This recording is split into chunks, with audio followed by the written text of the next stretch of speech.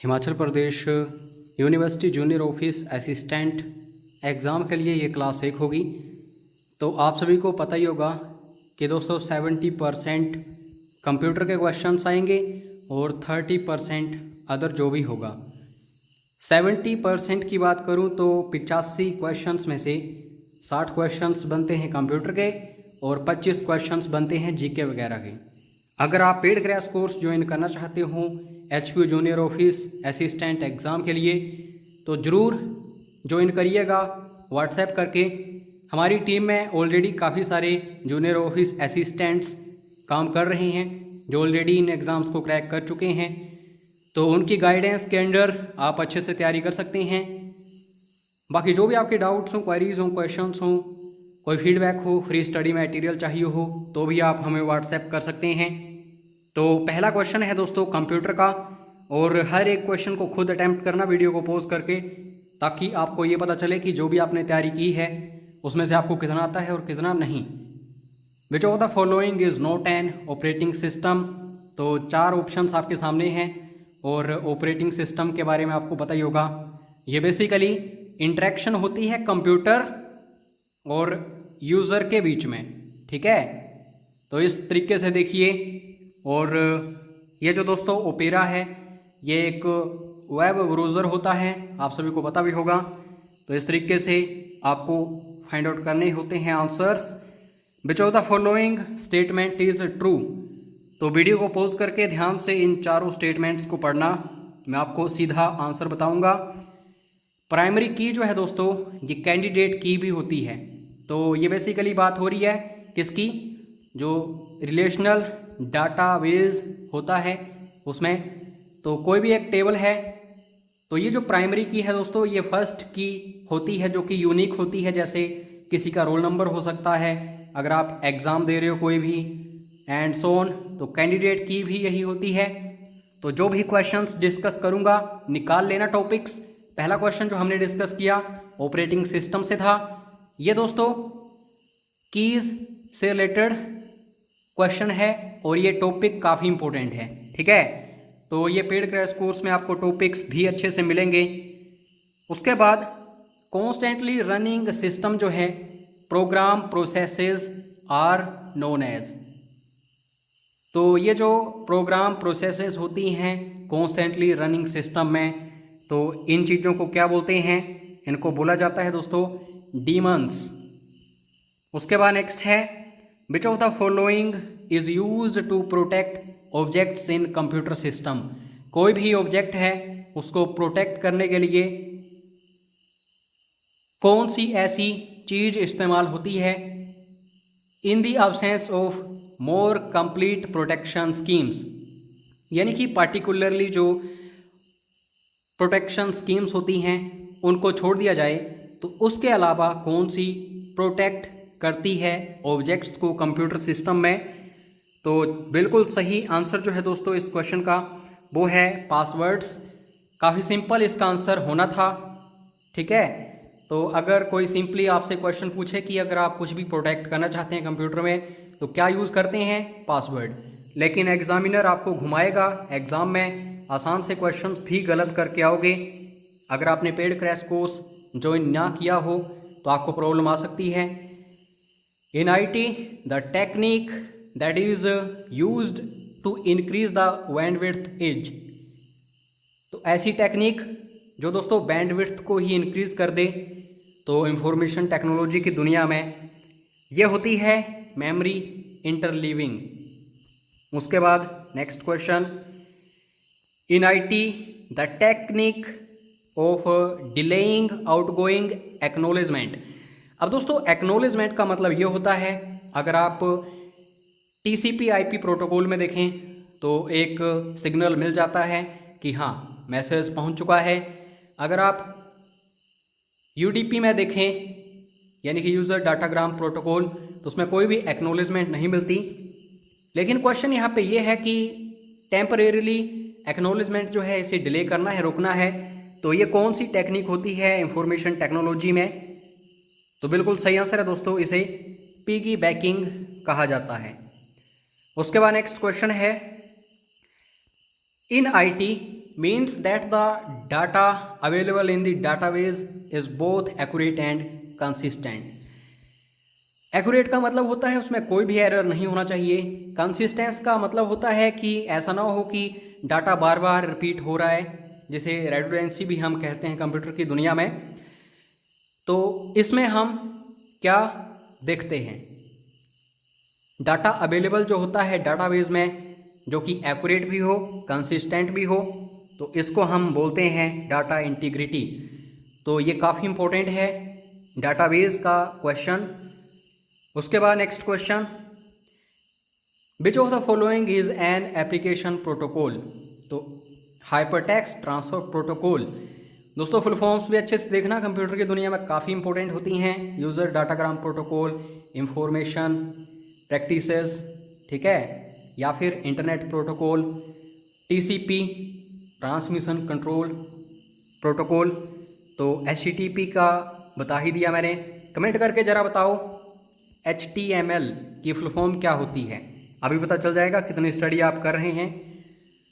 Systems running more than one processes, अब ऐसा है काफ़ी जब बड़े लेवल पर काम होता है किसी भी ऑर्गेनाइजेशन में, तो मल्टीपल प्रोसेसेस जो हैं ये सिमल्टेनियसली रन करनी पड़ती हैं।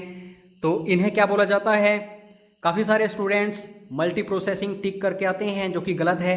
इसमें ये होता है कि आप जैसे गाना सुन रहे हैं, सॉन्ग सुन रहे हैं, साथ में आप व्हाट्सएप कर रहे हैं, और साथ में आप क्या कर रहे हैं, किसी की कॉल भी आ गई, तो इसको आप कहते हैं क्या चीज़, मल्टी प्रोसेसिंग। और अगर आप सब कुछ एक ही साथ कर रहे हो तो मल्टी प्रोग्रामिंग, यानी कि सिमल्टेनियसली। तो इस तरीके से देखो, पेड क्रैश कोर्स में दोस्तों आपको daily PDFs, daily online mock test, test series, books PDFs, notes PDFs, previous year question papers लगभग 5 से 10 सालों के, ठीक है। उसके बाद वीडियोस होंगे, फ़ोन कॉल्स, सपोर्ट होंगे, जो भी आपको डाउट्स हो, क्वेरीज हो, क्वेश्चंस हो आपके, ये सब कुछ मिलेगा। नेक्स्ट क्वेश्चन है एटीएम की फुल फॉर्म, ये काफ़ी बार पूछी जाती है, ऑटोमेटेड टेलर मशीन। उसके बाद दोस्तों नेक्स्ट है, what is the name of a memory buffer used to accommodate a speed differential. कोई भी स्पीड डिफरेंशियल जो है उसको समायोजित करने के लिए कौन सी मेमोरी बफर यूज़ की जाती है। तो 4 ऑप्शंस आपके सामने हैं। और दोस्तों कैशे मेमोरी आप सभी को पता भी होगा, ये बेसिकली लिंकिंग के काम आती है। जो सीपीयू है उसे याद दिलाने में काफ़ी फास्ट ये मेमोरी होती है। रजिस्टर मेमोरी सबसे फास्ट होती है, ठीक है। तो यहाँ से भी क्वेश्चंस बन जाते हैं। Dash changes each time it is installed to avoid detection by antivirus software. यानी कि एक वायरस है दोस्तों, ये बार बार एंटीवायरस को भी परेशानी पहुंचाता है।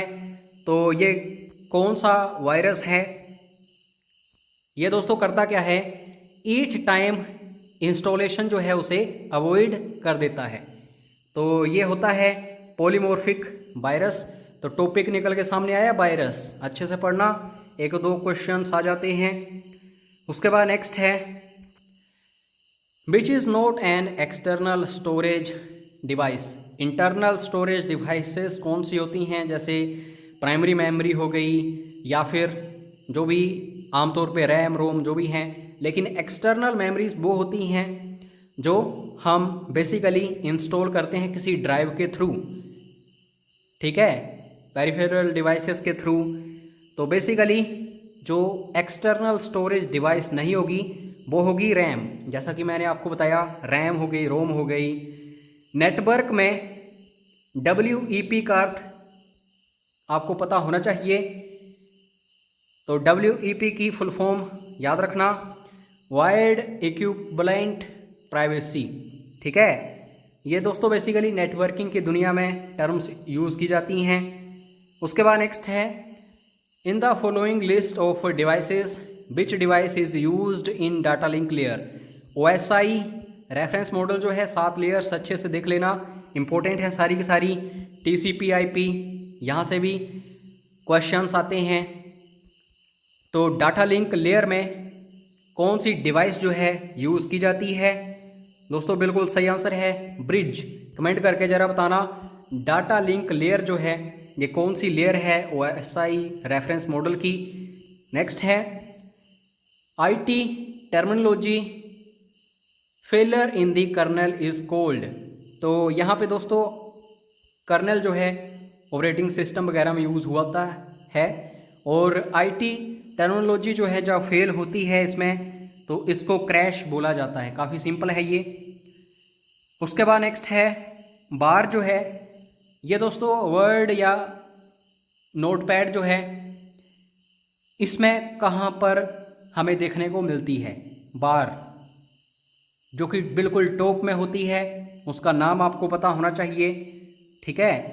तो ये बेसिकली टाइटल बार में हमें देखने को मिलती है जो सबसे ऊपर होती है। सपोज करो ये कंप्यूटर की विंडो है तो यहाँ पे टाइटल होगा एंड सो ऑन, यहाँ पे बटन्स होंगे minimize maximize close and so on. फिर यहाँ पे क्या होगा? टूल बॉक्स होगा जिसमें शॉर्टकट्स होंगे। फिर उसके बाद मेन्यू बार होगा जिसमें file edit and so on. तो ये सारी चीज़ें आपको अच्छे से देखनी है।